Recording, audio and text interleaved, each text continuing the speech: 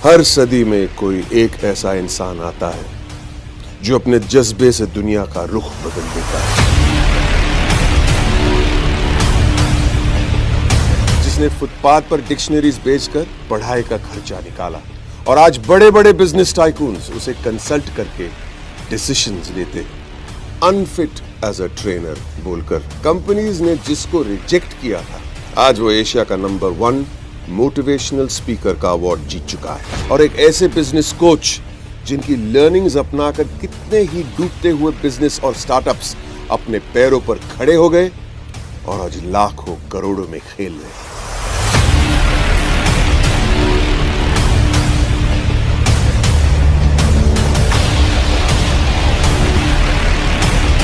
Are you really ready? नमस्ते, मैं हूं बमन ईरानी और आज मैं कुछ ज्यादा ही एक्साइटेड हूं, इसलिए कि मैं ऐसी एक शख्सियत से मिलने जा रहा हूं जिनके बारे में मैंने बहुत कुछ पढ़ा था, बहुत कुछ सुना था, बहुत सारे वीडियोस देखे उनके यूट्यूब पे वगैरह वगैरह, लेकिन रियल में मिलना कुछ और ही बात होती है। तो I want you to meet him, मैं भी मिलूंगा, थोड़ा एक्साइटमेंट है, you also should be excited. I am going to introduce you to doctor Vivek Bindra. आइए मेरे साथ।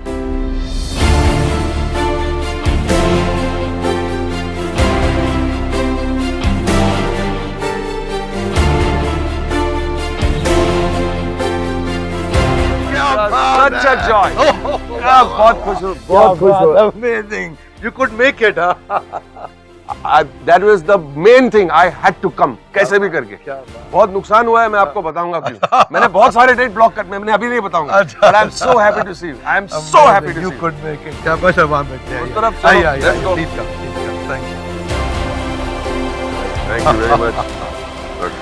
क्या बात है sir. Thank you. Thank you. Very very proud to be here. बहुत खुश हूँ मैं आज यहाँ पे आया हूँ। लेकिन आपसे एक शिकायत है। बहुत नुकसान हुआ है मुझे। नुकसान हो गया कैसे सर? जब मुझे बताया गया था कि आपसे मिलना है, आपके बारे में बहुत सुना था, पढ़ा था, यूट्यूब पे देखा भी था, तो मुझे आना था जरूर, लेकिन मुझे बहुत डेट्स ब्लॉक करने पड़े, इसलिए मैंने मैनेजर से कहा कि please block any amount of dates, but I have to meet you, आपसे जरूर मिलना है। वाह, amazing, that's so kind of you sir, क्या बात है। तो पहले तो मैं आपको मुबारकबाद देना चाहूंगा कि आपको इकोनॉमिक टाइम्स के जरिए आपको the game changer of India award मिला है। That's absolutely amazing.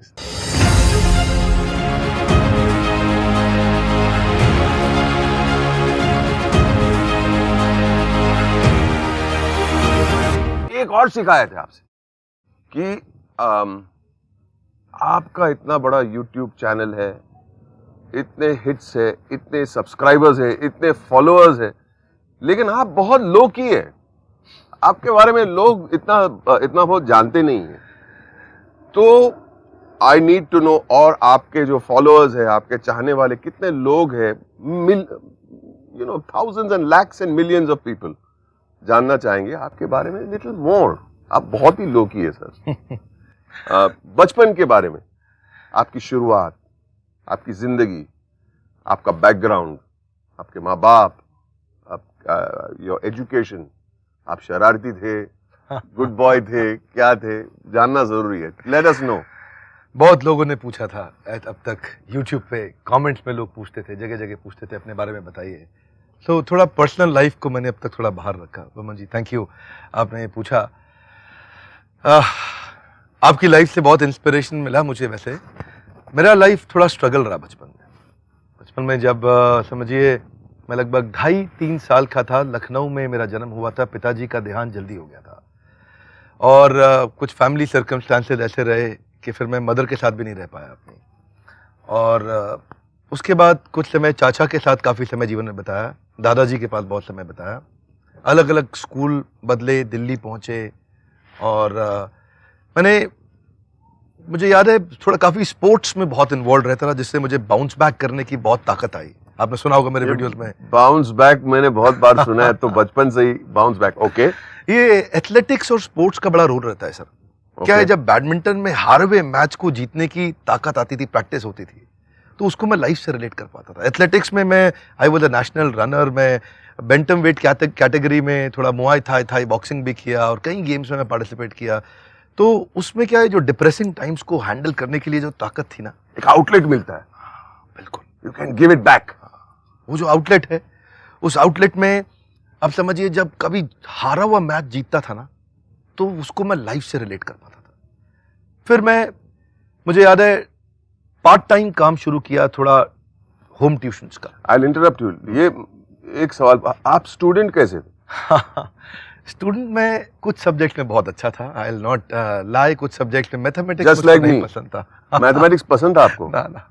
सेम, मैं डिसकैलकुलिक था अच्छा। मैथमेटिक्स में। आज भी नंबर्स मुझे दिमाग में घुसते नहीं। Anyway, so you were okay student, certain subjects में आप अच्छे थे? नहीं, बिजनेस स्टडीज में मेरे ख्याल स्कूल में मेरे हाईएस्ट थे। इकोनॉमिक्स में आई वाज गुड, और थोड़ा बिजनेस के प्रति नेचुरल फ्लेयर भी हो गया था। मैंने पहला ही अपना ही छोटे छोटे पार्ट टाइम अपने बिजनेस शुरू कर दिए थे। अपनी कॉलोनी में पर्चे छपवा के होम ट्यूशंस का काम भी शुरू कर दिया था, जिससे मुझे कुछ इनकम होने लगा। आप ट्यूशन टीचर थे? मैं सोचा कि अगर मैं खुद ही पढ़ाऊंगा ना, तो मेरी एक लिमिट रहेगी। तो मैंने और टीचर्स को साथ में एंगेज करना शुरू कर दिया कि तुम पढ़ाओ। आई थॉट ये स्केल अप हो सकता है। Education with entrepreneurship combination. पहले से ही। आपकी उम्र क्या थी उस वक्त?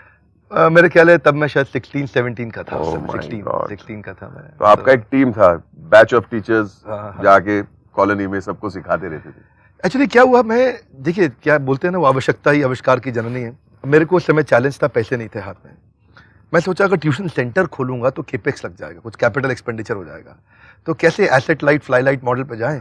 तो मैं सोचा कि ऐसा कुछ करते हैं कि होम ट्यूशन ही करते हैं। ऑफिस खोलने का झंझट खत्म, एक लड़का बैठेगा, वो फोन कॉल देगा, ऐड से आएगा, और वहीं से अपना टीचर जाएगा, उससे भी कमीशन मिलेगा, स्टूडेंट को पढ़ाएगा, उससे भी मिलेगा, मेरा खर्चा आराम से चल जाएगा। खर्चा भी निकलता था, उसके अलावा और कुछ निकलता था उससे? नहीं, थोड़ा सा मुनाफा भी हुआ। मुनाफा हुआ। मेरी अपनी पढ़ाई का भी थोड़ा मैं सपोर्ट कर पाया। तो आप तो कंफर्टेबल हो गए रहेंगे उस वक्त।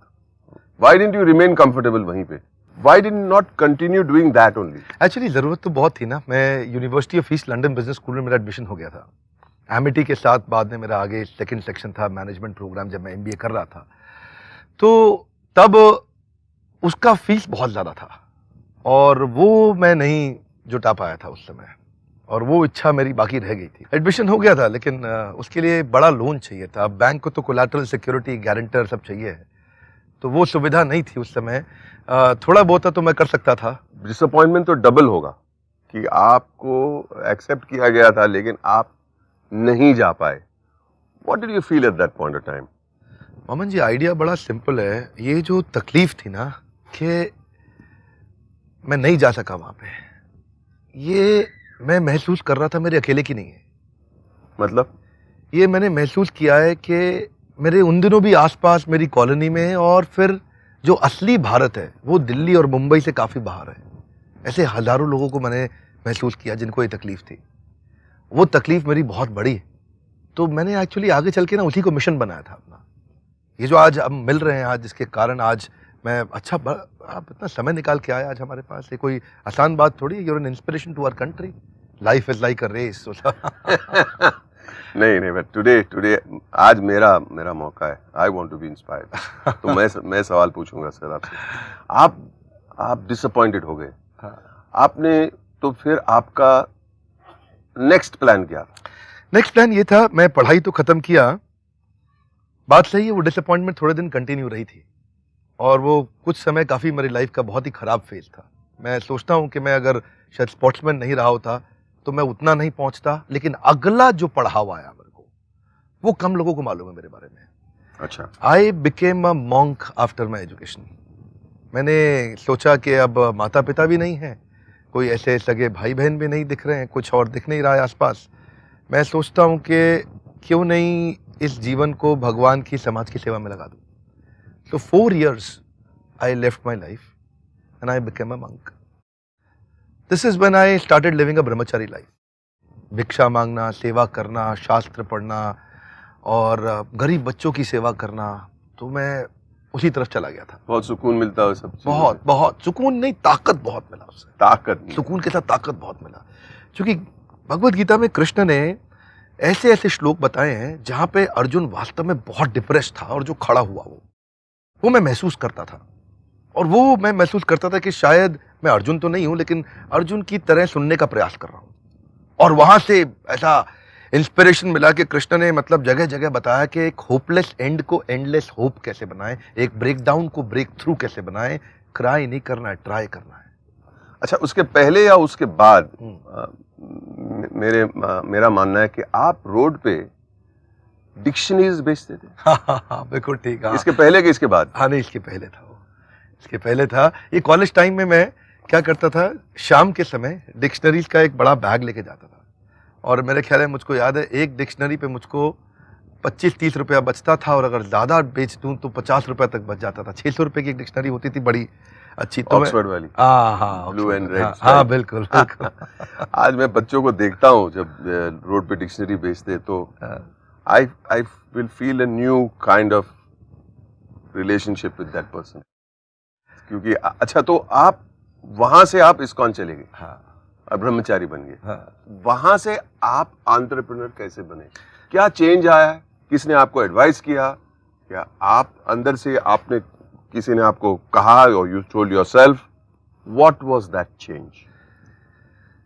ये चेंज ना, मैं भगवत गीता पे लेक्चर लिया करता था। ओके। और भगवत गीता के बारे में मैं काफ़ी कॉलेजेस में जाके, कहीं कॉर्पोरेट्स में जाके, while wearing dhoti kurta, while wearing the robes, I used to go and then deliver speeches there.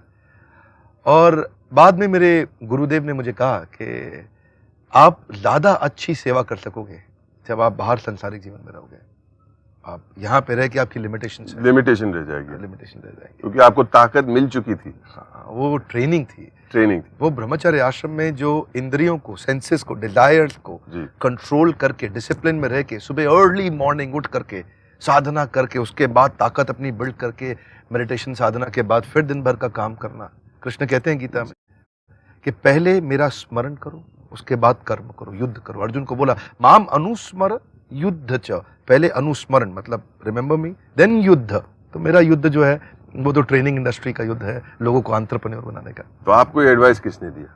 मेरे गुरुदेव ने दिया। गुरुदेव ने दिया, कहा कि बाहर जाओ और you will be of more help to society अगर आप बाहर जाके ये नॉलेज को आप डिजिटल प्लेटफॉर्म का अपॉर्चुनिटी मिला हमारे को। उन्होंने मुझसे कहा था कि आप भगवत गीता को मत छोड़िएगा।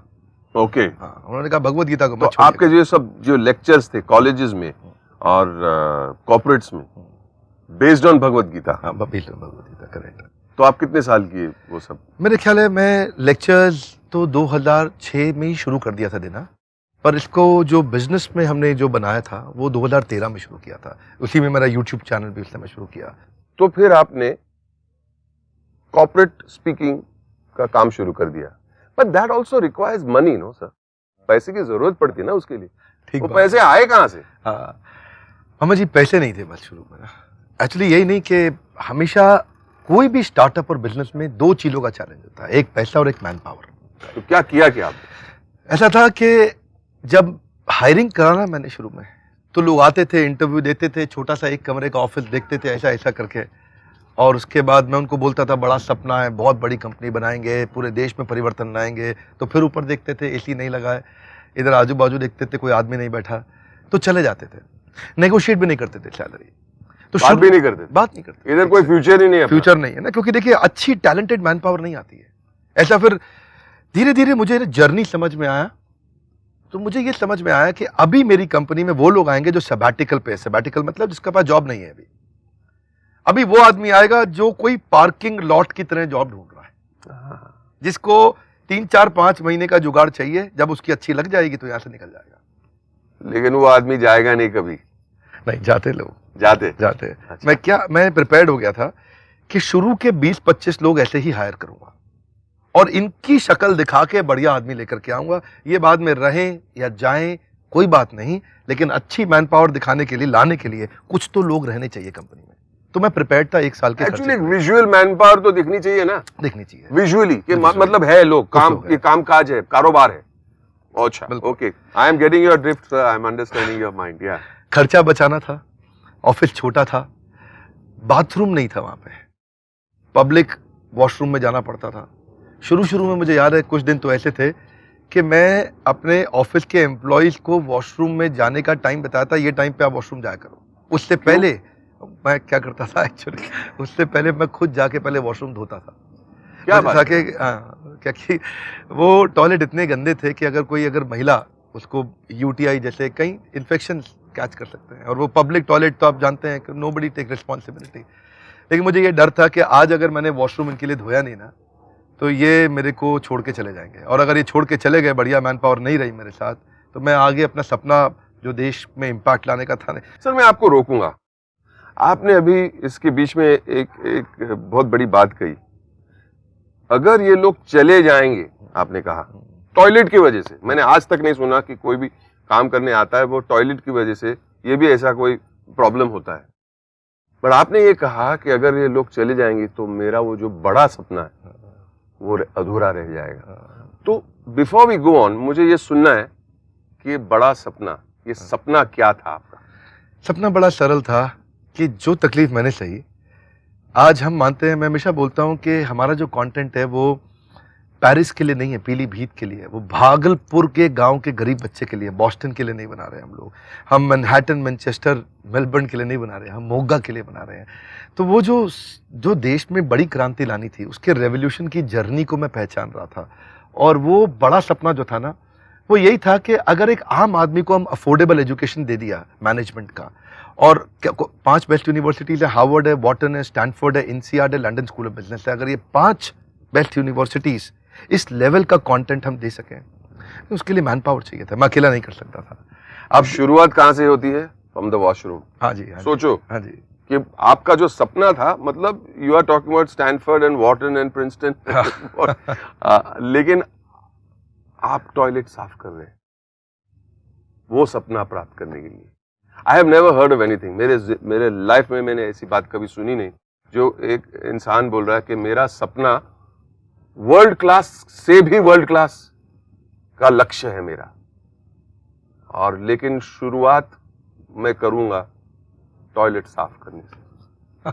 I can not imagine this, I can not even conceive कि ऐसी कहानी कोई लिख सकता है। दुनिया में लोगों ने बहुत स्ट्रगल देखे हैं, बहुत, लेकिन ये बहुत यूनिक स्ट्रगल है। जी जी, तो मुझे बहुत कुछ और जानना है हाँ। इसके बारे में। मैं एक दफा बड़ा अमेजिंग एक्सपीरियंस था मुझे कि पानी की टंकी हमारी खराब हो गई थी, लीक कर गई थी छत पे, बाथरूम में जो पानी जाता था। अब क्या होता है, एम्प्लॉइज के मन में छोटी भी नेगेटिविटी आती है तो नीचे चाय की टपरी पे जाकर के आपस में बात करते हैं, ये कंपनी में दम नहीं है, ये चलेगी नहीं कंपनी, ये निकल यहाँ से, ये साथ साथ ढूंढता रहे। तो वो मन में स्ट्रेस रहता था कि मैन पावर को कैसे हम इन्वॉल्व करें, कैसे उनका ध्यान रखें।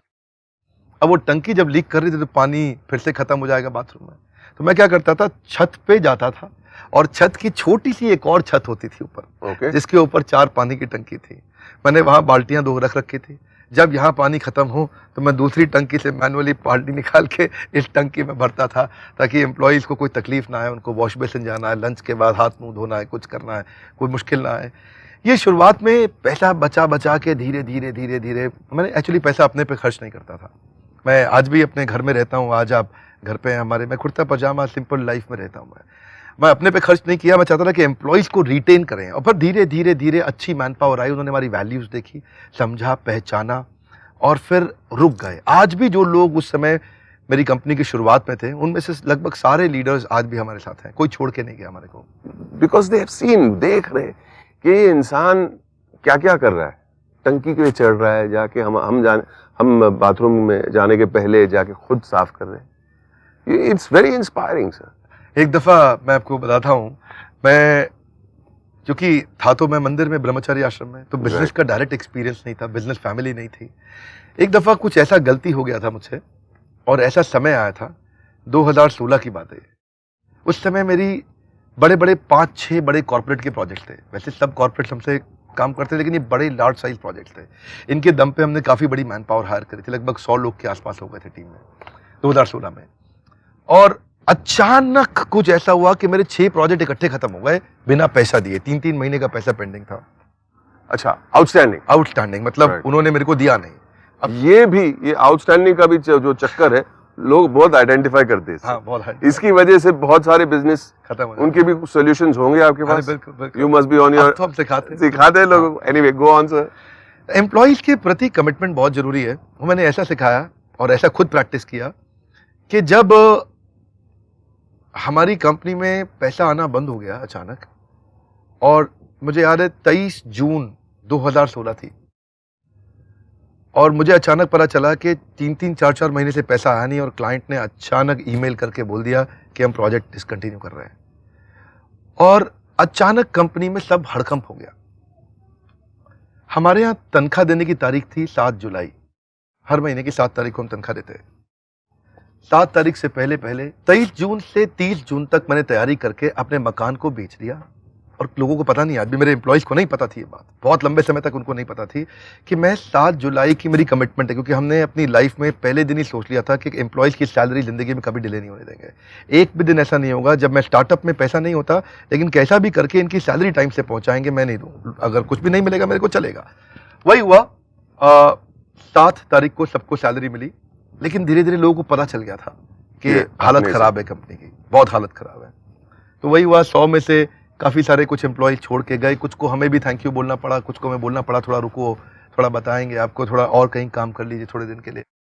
उनको 1 महीने का नोटिस का पैसा दिया, उनकी तनख्वाह का पैसा दिया, वो लोग गए, और वहाँ से मेरा वो जो भगवत गीता की ताकत थी ना, वहाँ से मैं फिर से खड़ा हुआ, और 3 से 4-5 महीने के अंदर अंदर हमने कंपनी का फिर से टर्न अराउंड ला दिया। Bounce back.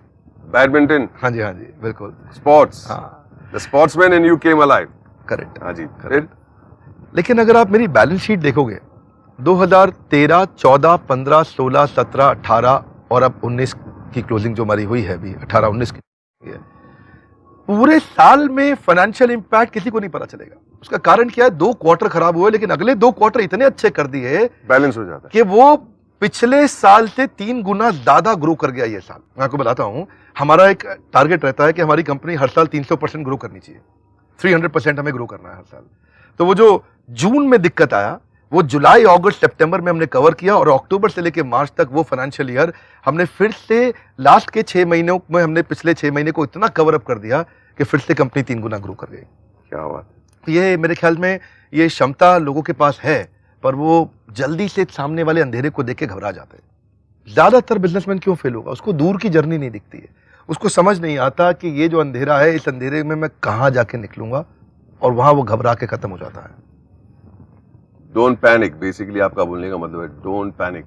अगर आपको रोशनी नहीं दिखती है, लेकिन अगर आपका प्लान सॉलिड है, यू विल सक्सीड। बोलने का मतलब ये है। करेक्ट। सुपर। डॉक्टर साहब, आपकी जगह कितनी खूबसूरत है, आप दिखाइए तो। जी जी जी जी, क्या बात है, क्या बात है सर। आइए आइए, please go, let's go. Thank you. आइए, वॉक कर। हाँ जी।